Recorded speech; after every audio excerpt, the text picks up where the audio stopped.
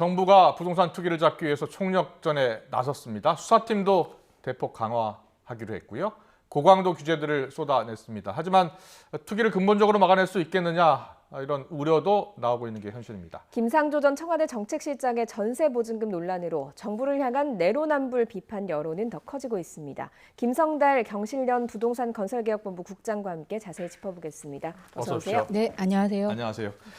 어제 문 대통령이 직접 회의를 주재했어요. 반부패 협의회를 주재했고요. 그리고 지위고와 막론하고 또 정치 유불리 따지지 말고 투기를 반드시 뿌리 뽑아야 한다라고 강조를 했습니다. 예. 그런데 어제 그 여러 가지 단어 선택 이런 것들을 보고서 노영민 전 비서실장이 대통령이 상당히 분노한 것 같다 이렇게 이야기를 했거든요. 자, 노영민 전 실장의 라디오 인터뷰 내용 잠깐 듣고 오겠습니다.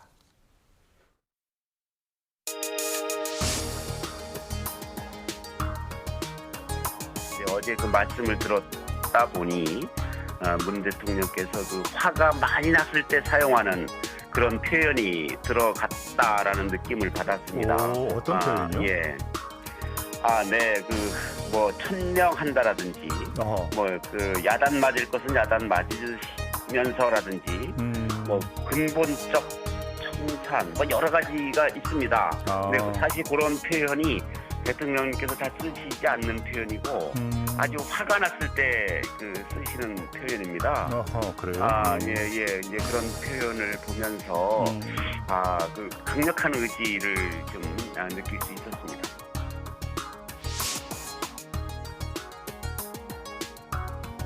부동산 투기를 하면 이제는 이득은커녕 큰 불이익을 받게 될 수밖에 없는 새로운 세상이 왔다. 저는 그렇게 보고요. 네. 시스템이 완벽하게 갖춰주려면 시간이 좀 다소 걸리겠지만 어떤 정부에서도 이전에 하지 못했던 강력한 부동산 투기 근절책이 마련될 것이고요. 예, 금융실명제 그리고 부동산 실명제에 버금가는 획기적인 제도가 만들어질 것입니다. 네, 어제 정부가 바로 회의를 마친 뒤에 정세균 총리가 브리핑을 했고요. 대책을 구체적으로 설명했습니다.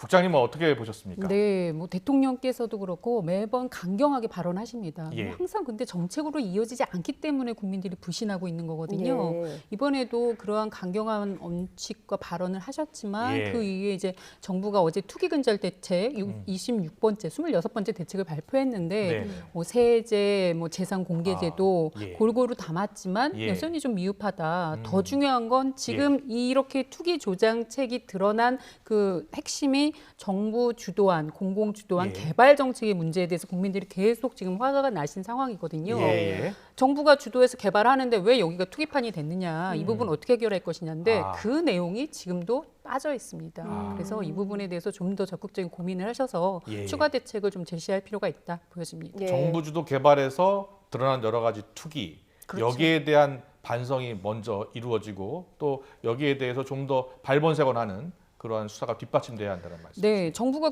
그런데도 어제 보면 공급은 또 계속 가겠다. 안정적으로 메시지를 계속 주고 계시는 거예요. 그러니까 그건 어떻게 보면 무주택자에게 안심하라는 게 아니라 어떻게 보면 투기 세력들이나 건설업계, 공기업 걱정하지 마라. 물량은 계속 확보해 줄 것이다라는 신호로 읽혀질 수 있다. 신호. 그건 바람직하지 않다고 봅니다. 예. 뭐 대책 중에 가장 논란이 되고 있는 것 중에 하나가 전체 공무원에 대한 재산을 뭐 등록하고 공개를 하겠다라고 하는 부분이거든요. 이 부분에 대해서도 의견이 분분한데 어떻게 보십니까? 공직자들은 당연히 국민을 위해서 봉사하는 자리라고 생각을 해주셔야 된다고 봅니다. 사실 근데 그러한 거에 비해 엄격하지 않았었거든요. 지금이라도 당연히 재산 등록하는 것은 너무나 당연한 조치이다.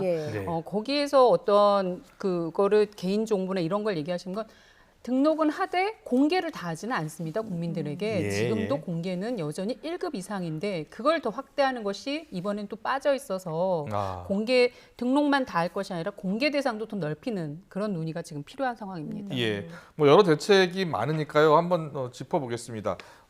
땅 투기를 또 막기 위해서 토지 양도세 1년만 보유하면 뭐 70% 정도 부과하기로 했거든요. 이런 대책들은 어떻게 보세요? 예, 주택 양도세는 당연히 이제 중과가 됐습니다. 더 예. 올라갔습니다. 오히려 토지가 뒤늦게 올라간 측면이 있는 거고요. 예. 또 하나는 단기간 보유입니다. 네. 양도세라는 건 양도 차익이 생겼기 때문에 부과하는 것이고 예. 단기간 보유는 사실 실수요자나 실거래라고 보기에는 여전히 투기적 성격이 강하다라고 우리 국민들이 보고 계시거든요. 예. 당연히 필요한 조치이다. 다만 이제 그럼에도 불구하고 개인과 법인에 대한 지금 양도세 또 차이가 있는데 그 부분도 좀 개인만큼 법인은 지금도 양도세가 없습니다. 예. 차익의 일부를 부담하는 것이기 때문에 그런 논의도 차제에 필요하다고 보여집니다. 예. 예. 지금 뭐 토지 거래 규제도 크게 강화가 됐거든요. 일부 자금 조달 계획서도 내야 합니다. 이런 부분은 어떻게 보세요? 예, 당연합니다. 부동산을 거래하는데 일정 규모 이상에 대해서는 주택뿐 아니라 토지 모든 부동산에 대해서 자금 출처 확실하게 드러내는 게 맞다. 정부가 이거를 했다 안 했다 보니까 오히려 투기 세력들 내성 키우는 식으로 악용됐는데 이참에 아예 딱 제도화하는 것이 필요하다고 보여집니다. 예. 그리고 경실련이 오늘 기자회견했습니다만 SH공사 이야기 좀 해보겠습니다.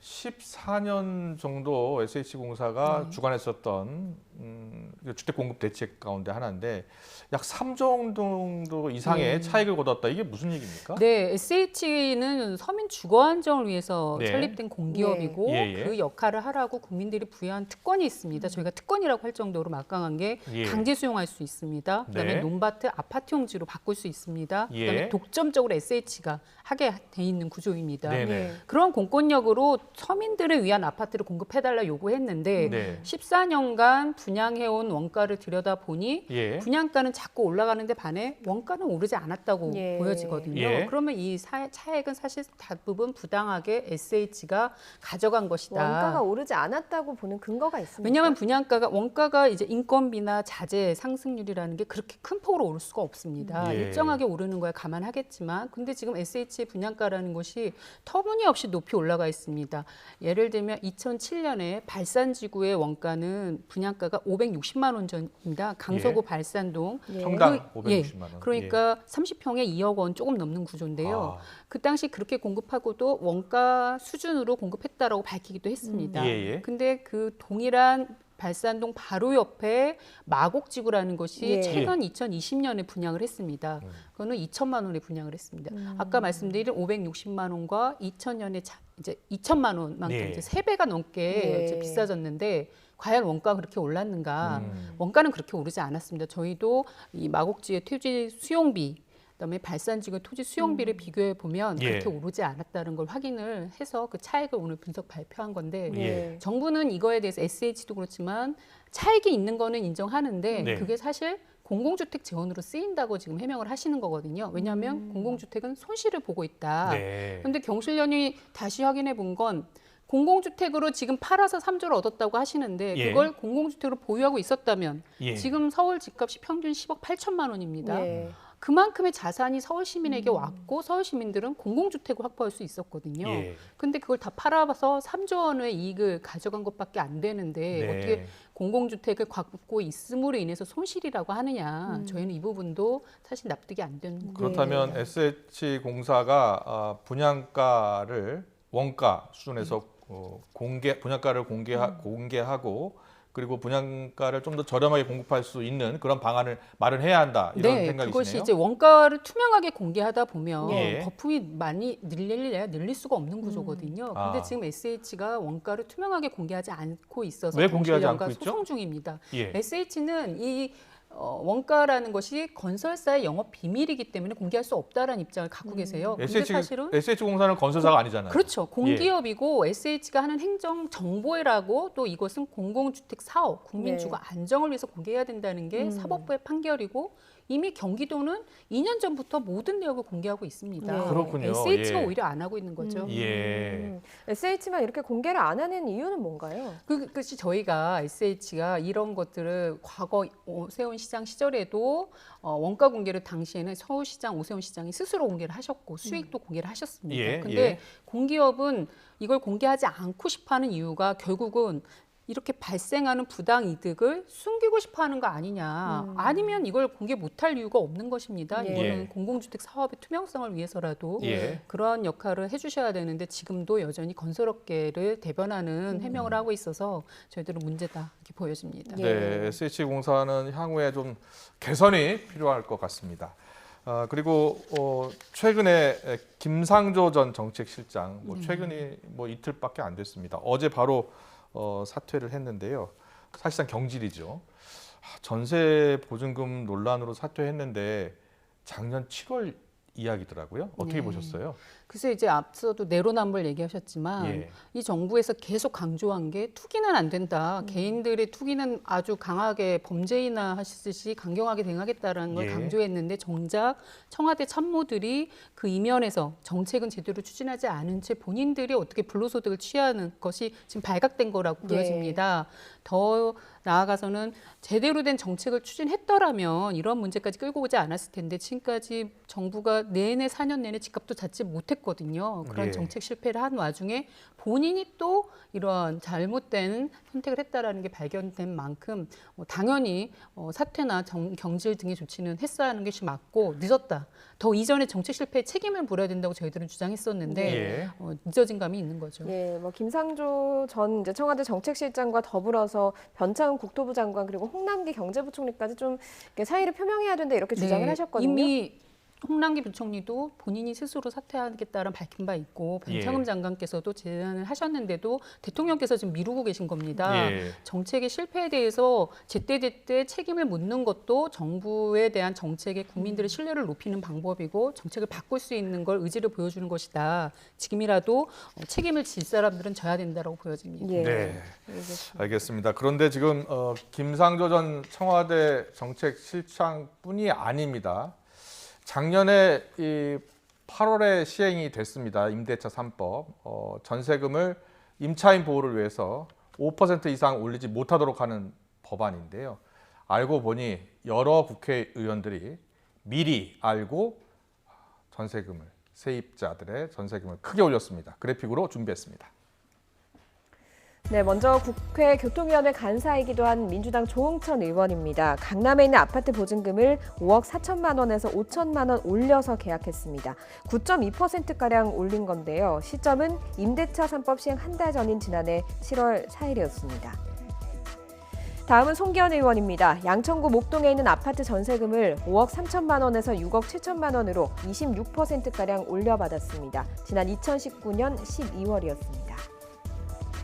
조응천 의원과 송기현 의원 모두 임대차 3법 처리 전에 전세 계약을 했고요. 시세보다 저렴하게 재계약한 것이라고 해명했습니다. 하지만 두 의원 모두 임대차 3법에 찬성했던 입장이어서 논란이 가시지 않고 있습니다. 의사 일정에 상정된 8건의 법률안은 투명한 임대차 시장 조성, 실수요자 보호, 그리고 임대인의 사회적 책임 강화 등 부동산 시장의 안정을 위해 반드시 필요한 법률들입니다. 무엇보다도 부동산 시장이 불안정한 상태에서 우리 임차인들의 불안과 걱정은 더 커집니다. 이것을 최소한 안정된 주거로 보장할 수 있는 정말 최소한의 개정안이 이번 주택임대차. 민주당을 탈당한 무소속 김홍걸 의원도 또 구설수에 올랐습니다. 강남에 있는 아파트 전세금을 6억 원에서 10억 5천만 원으로 65%나 비싸게 받은 게 다시 확인된 겁니다. 힘없는 임차인을 보호하겠다며 만든 임대차 3법, 제도 시행에 적극적으로 찬성하고 정작 본인들은 시행 전에 전세금을 올린 셈이죠. 여러 사정과 해명이 있겠지만 뒤늦게 드러난 정책 결정을 하고 법을 만드는 위원들의 위선에 국민들의 분노가 더 커지고 있습니다. 네, 국회의원들 임차인을 보호하겠다라고 해놓고 정작 이 제도가 만들어지기 직전에 나는 손해 못 보겠다 이런 생각으로 전세금을 크게 올린 겁니다. 예, 국민들이 당연히 분노하실 수밖에 없다. 예. 정치인이 먼저 앞서 솔선수범 보여달라는 요구가 계속 있는데 이번에선 계속해서 이게 공직자들이 오히려 네. 국민들을 더 이제 분노케 하십니다. 더군다나 이 임대차 3법을 시행할 때도 이게 제대로 정착하게 하기 위해서는 사실 전월세 실거래가 신고제가 의무화됐어야 했습니다. 그래서 예. 임대차 시장이 투명하게 정부가 확보한 다음에 그래야 이제 상한제 효과도 발휘했을 텐데 예. 사실 신고제는 지금도 시행되지 않고 있고 6월부터 의무화입니다. 그렇군요. 그러다 예. 보니 이런 편법적인 것들도 생길 수가 있다. 그래서 당장 이 부분도 임대차 신고제부터 전월세 신고제부터 먼저 시행하는 것이 필요하다고 보여집니다. 그렇군요. 예. 그리고 이해충돌 방지 법안 역시 지금 논란이 되고 있습니다. 이번 달 안에 처리하겠다고 했다가 지금 미뤄지는 양상이거든요. 뭐 이번에도 통과가 불투명한 상황입니다. 글쎄 국회 본회의에서 사실 진작 처리했어야 되는데 국민들이나 시민사회 계속해서 요구하고 있고 지금 LH 땅 투기 의혹에 대해서 처벌을 받을 수도 없지 않겠느냐라는 거에도 이 이해충돌 방지법이 관건인 것 같습니다. 네. 그래서 정치권이 말만 앞설 뿐 행동으로 보여주지 않고 있는 것이 지금 지속되고 있거든요. 예. 오늘 어제 대책에서도 이해충돌 방지법 정부가 건의하겠다고 한 만큼 예. 속히 이 부분을 시행해 주셔야 돼요. 정치권에서 빨리 법안 통과시켜주길 바라고요. 예. 내실 있는 법 제정도 반드시 이루어져야 될 것입니다. 알겠습니다.